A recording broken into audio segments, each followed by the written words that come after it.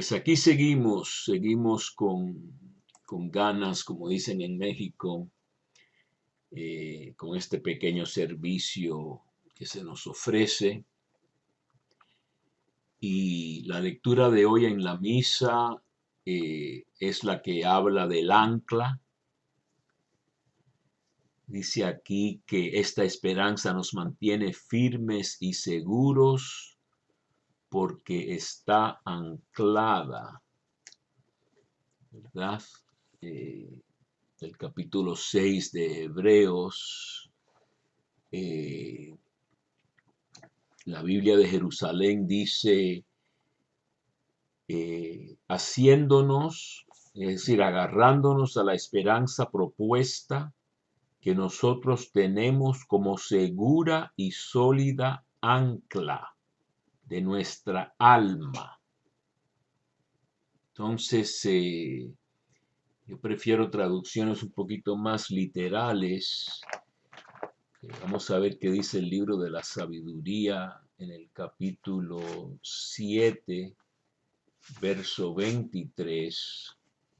Dice que incoercible, bienhechor, amigo del hombre, firme, seguro, eterno, que todo lo puede, todo lo observa, penetra todos los espíritus, los inteligentes, los puros, los más sutiles. Así que está hablando ahí de la sabiduría y esto se parece bastante a esta lectura de hoy, ¿verdad? Quería mencionarlo porque hemos hablado de esta ancla, ¿no?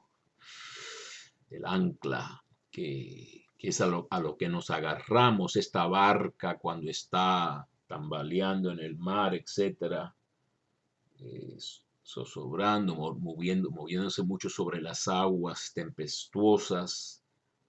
Tenemos esta promesa segura, este refugio, ¿no? Dice, está hablando de la promesa inmutable que juró a Abraham.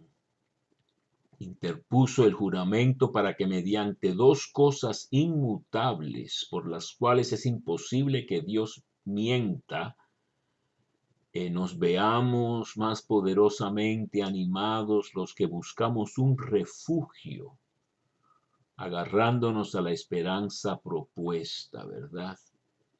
Así que fíjense que la carta a los Hebreos es una carta que alterna una doctrina muy sublime, muy alta sobre el sacerdocio de Cristo, y después la sigue con una exhortación a vivir, a aplicar, a implementar esa enseñanza de lo que está diciendo, ¿no? Y de nuevo, imagínense ustedes si esto es una homilía o incluso una carta de la antigüedad, pues qué seriedad.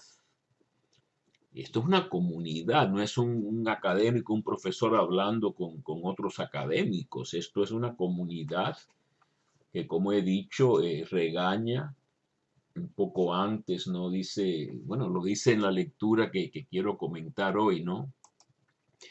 Sobre este particular tenemos muchas cosas que decir, aunque difíciles de explicar, porque os habéis hecho tardos de entendimiento, pues debiendo ser ya maestros en razón del tiempo, vuelven a tener necesidad de ser instruidos en los primeros rudimentos de los oráculos divinos, y se han hecho tales que tienen necesidad de leche en lugar de comida sólida.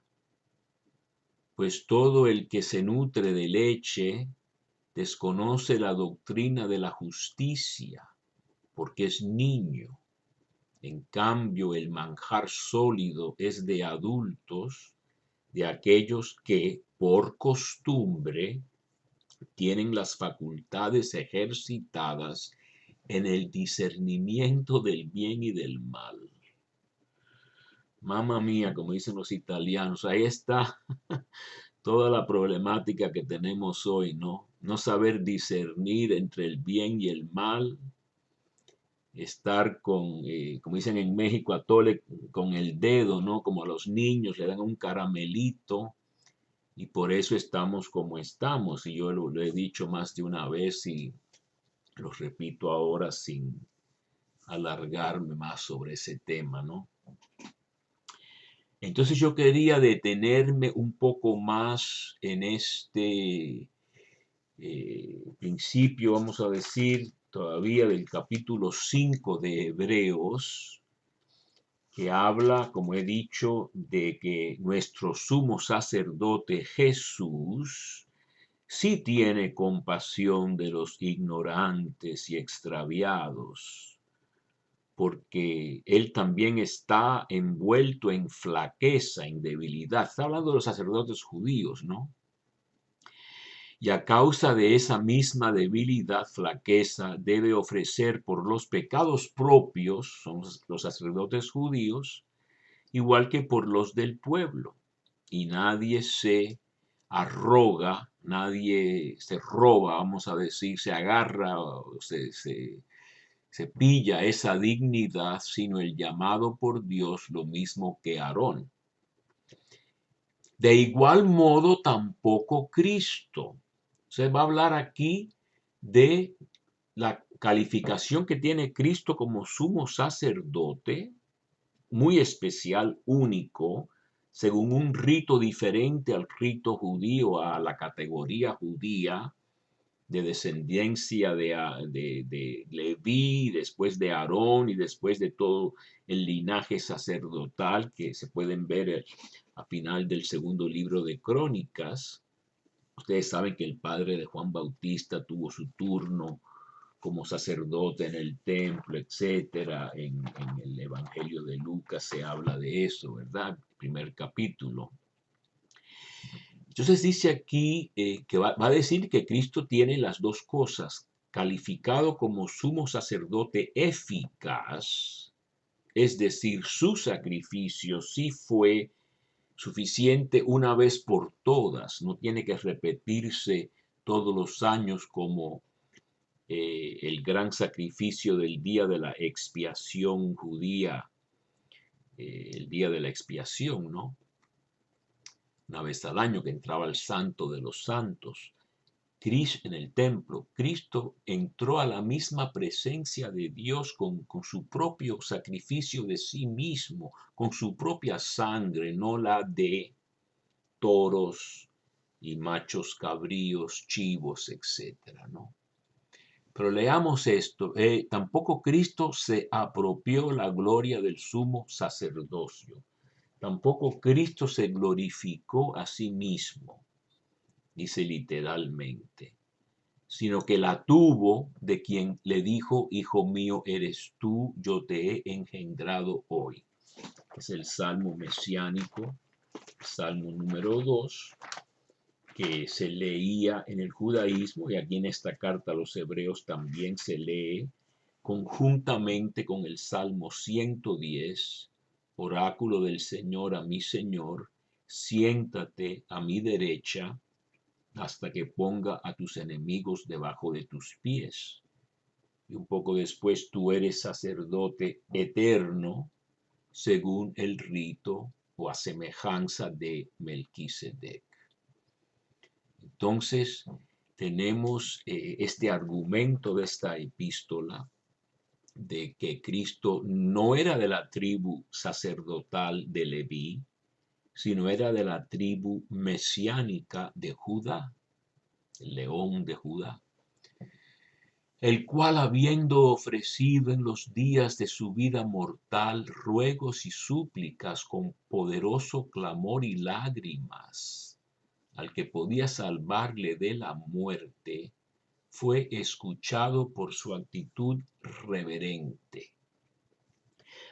El padre Benoit dice que eso se refiere tanto a Getsemaní, cuando Jesús tiene esta agonía en el jardín, que dice que si se puede apartar esta copa, este cáliz de mí, que se que se evite este sufrimiento, pero que se haga la voluntad de Dios, su Padre, Abba, en vez de la suya propia, que sería no sufrir, si fuera posible, ¿no? Y también dice el padre Benoit que esto también se aplica al grito de Jesús en la cruz, ¿no? Dios mío, ¿por qué me has abandonado? O podemos ver eso como simplemente el principio del Salmo 22, que yo recomiendo que leamos cuando tengamos la oportunidad, porque así funciona la Biblia. Citan nada más un verso, pero hay que ver todo el contexto. Y ese salmo es un salmo de mucha queja, de mucha lamentación, de una condición muy oprimida, de mucho sufrimiento. Han taladrado mis pies y mis manos, etcétera. Pero termina con gran esperanza. Y esta carta a los hebreos refleja mucho esto de la esperanza de mis hermanos, etcétera. Al final se alaba a Yahvé. Pero fíjense lo que dice, fue escuchado por su piedad o actitud reverente.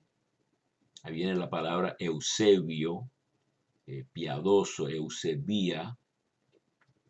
Y aun siendo hijo, con lo que padeció, aprendió la obediencia. ¿Ok? Aprendió la obediencia, literalmente. Quiere decir que Cristo como ser humano tuvo que crecer, igual que creció en gracia y estatura, dice Lucas al principio de su evangelio, también su voluntad humana se perfeccionó de algún modo, se acomodó mejor y perfectamente a la de Dios. Por eso Pedro dice que nos dejó un ejemplo, ¿no? Y llegó a la perfección. ¿Qué quiere decir esto de la perfección, verdad? Padre Manuel le encantaba hablar de esto y vamos a tener que seguir mañana, yo creo. Esta perfección es en primer lugar estar sin mancha como los animales ofrecidos a Yahvé. Tenían que ser corderos sin manchas. También el Evangelio de Mateo dice, sean perfectos como su Padre Celestial es perfecto. En hebreo sería tam. En griego, teloi me parece que es, ¿no? Es una perfección de integridad de una sola pieza, una sencillez, una pureza de corazón, vamos a decir. Con eso tenemos que parar para seguir mañana.